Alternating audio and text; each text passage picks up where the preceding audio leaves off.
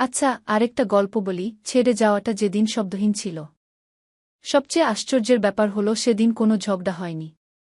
কোনো কান্না না, কোনো অভিযোগও না।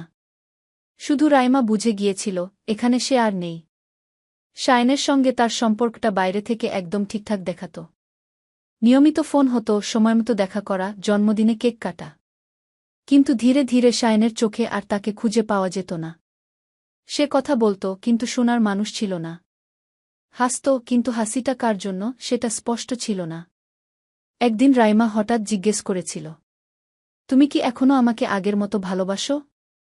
শায়ন উত্তর দিতে একটু দেরি করেছিল। খুব অল্প সময়, তবু সেই দেরিটুকুই যথেষ্ট ছিল।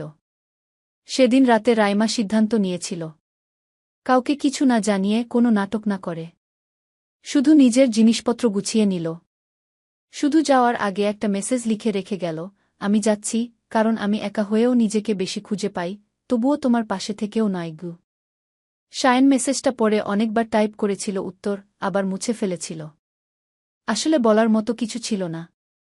এইভাবেই কিছু সম্পর্ক শেষ হয়ে যায়, ঝগড়ায় নয়, বোঝাপড়ার অভাবে। রাইমা চলে যাওয়ার পর শায়ন বুঝেছিল, কিছু মানুষ দরজা বন্ধ করে যায় না, তারা চুপচাপ হারিয়ে যায়।